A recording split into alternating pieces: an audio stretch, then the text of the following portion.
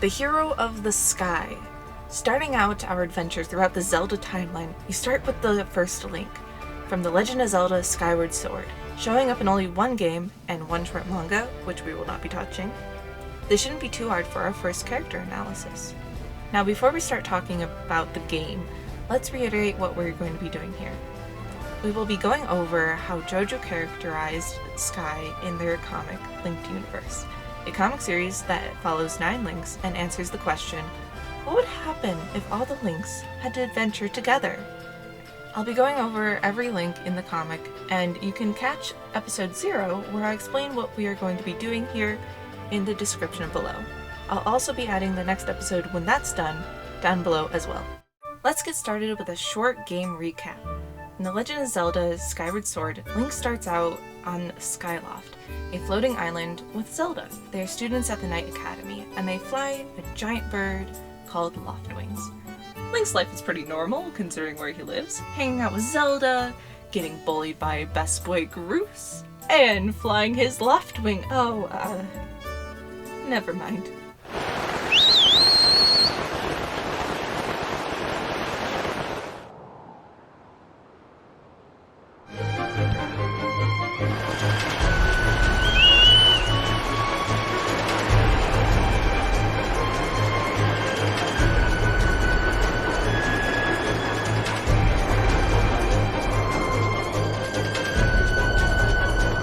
See, life was pretty normal, until a black tornado took Zelda down to the surface world, and Link had to go after her. After missing her again and again, and meeting new people, making new friends, even having best boy Groose over here joining us, dealing with Girahim and the imprisoned a few times, we finally catch up to Zelda in the past, where she explains everything. Wait, Zelda? No. Okay. Then finally dealing with Girahim and the imprisoned once more, only for them to, well, get Zelda, and turning into Demise, the Demon King. Then Link kills a god, only for him to say this very curious line here. Those like you, those who share the blood of the goddess and the spirit of the hero, they are eternally burdened by this curse. An incarnation of my hatred shall ever follow your kind, dooming them to wander a blood-soaked sea of darkness for all time.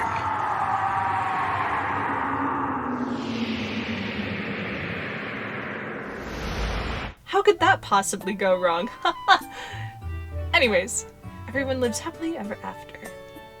From this, we see that Link is very determined, as well as the fact that throughout the game, he creates the Master Sword. And also, he kills a god. Nice! From this point on, I'll be referring to Link as his nickname, Sky, based off of what he's the hero of, aka the Hero of the Sky. Starting out with character design, Sky starts out in-game in casual clothes, and later on receives the Knight's uniform. This year it's green. His casual clothes are a long-sleeve shirt and a red waistband, dark green pants, and brown boots. The classic tunic Sky gets is his Knight's uniform, sporting the green we all know Link to wear. He also seems to be sporting some chainmail underneath. In JoJo's design, she's made a layer chart for Sky's clothes, starting with a white undershirt, then that long sleeve shirt, reminiscent of his casual clothes, the next layer being that chainmail, then his green tunic, and lastly a red waistband. JoJo's design shows off a great mixture of both of Sky's designs, taking elements of both and making them practical. Even adding in the sailcloth as a cape was a great touch. Showing off the Skyloft symbol, his design is very nice. Going into fighting style, it's already stated that Sky has the best sword skills out of all the chain. We first see Sky's sword skills in Spar. In this, JoJo states that Sky has the best skills, of course, mainly from how sword fighting in his game is. With those swift, consistent strikes you have to do in Skyward Sword, it's no wonder he has the strongest sword skills out of all of them. Sky also mentions during this chapter that if he were to raise his blade against one of the others, the Master Sword would burn his hand, which happens in Divine Dark Reflection Part 9. Where Sky raises his blade against a rabbit version of Legend. She stops him from hurting one of her masters, as Sky puts it, talking about how the Master Sword wouldn't hurt one of her masters. When Sky uses the Master Sword beam in Shady Escape Part 2 and Shady Escape Part 3, we see how the beam doesn't actually hurt any of the other heroes. It just harmlessly goes through them. It still scares them, but they were okay. The best example for Sky's sword fighting abilities is shown in Swift Shadows Part 2, where we get to see those swift movements from the game against a real foe. Clear determination on his face during the entire fight. The way that JoJo shows Sky's sword fighting shows his quick movements and great control over his abilities to wield a sword. But that doesn't mean we only see Sky using a sword. In Threatening Shadows Part 2, we see Sky use his whip. He uses it in a similar manner as his sword, swinging it effortlessly, even able to take an enemy's weapon and give it to Wind, who takes it and shows off his own abilities. But we'll get to Wind when we get to Wind. Sky's ability to maneuver his weapon is reminiscent to how he fights in-game. The way that you see him fight in Skyward Sword forces the player to be swift and precise with every strike, and JoJo captures those movements perfectly in this comic. Personality. Let's start off with the beginning and talk about how Sky sees his equipment, like the Master Sword and his sailcloth. Considering he was one of the main leading factors that created the Master Sword we know today, he is the one out of the 9 links that uses it. But that doesn't mean he doesn't let the others use it as well. With each of the link that can wield it, he will lend it to them. 4 is a little too small for it though, but that's fine. Sky also talks about how she is a double-edged blade, there to help and save them and others, but also can burn and hurt those who wields her, changing and shaping them into someone who can wield her. Sky also calls to the Master Sword Fee a few times, calling her by her name instead of the title of the blade. Lastly, he is somewhat protective of her, mainly when others disrespect the blade or his friend. Talking about Sky's sailcloth given to him by Zelda at the beginning of his game, Sky holds onto the sailcloth and uses it as a cape. Talking about what else Zelda had given him during the game, she had also given him a harp, which he has been seen playing multiple times, even swiping one of Legend's harps when they were going through his storage.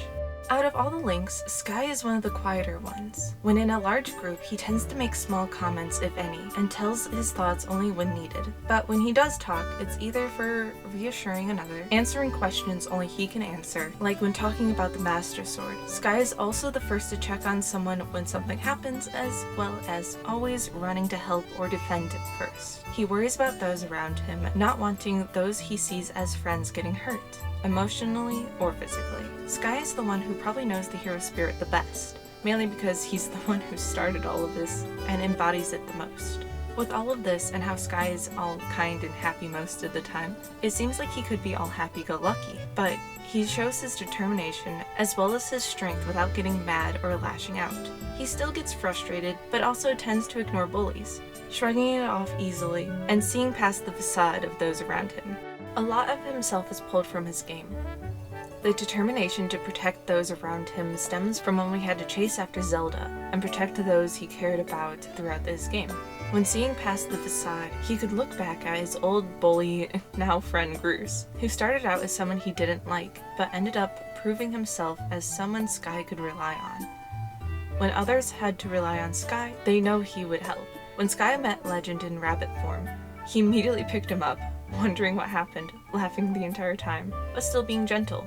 Sky's personality is one of determination and kindness, looking out for those and doing what needs to be done to help the people he cares about. He doesn't need to be loud or boast about what he's done. He knows to just be himself, even if himself isn't one of the most prominent of the links. Each link from what we've seen carries a secret, from some calmer and less destructive ones to others that are more detrimental, and if told to the others, would be met with some form of resistance or maybe even change how one looks at another. For Sky, his secret is the fact that he is the first. He is the one who defeated Demise, who cursed their soul. We actually see how Sky realizes this at the end of Hero's Legacy. He starts out laughing and joking just like the others. As soon as someone brings up the pattern, he is interested and that smile falls. The next time we see him, he looks a little shocked. Then we see him in deep thought. and finally at the end he isn't laughing like the others, and not a smile in the slightest. Demise's final words to him being that he will return, and only now Sky knows the true meaning of those words. His secret being, this could be all his fault.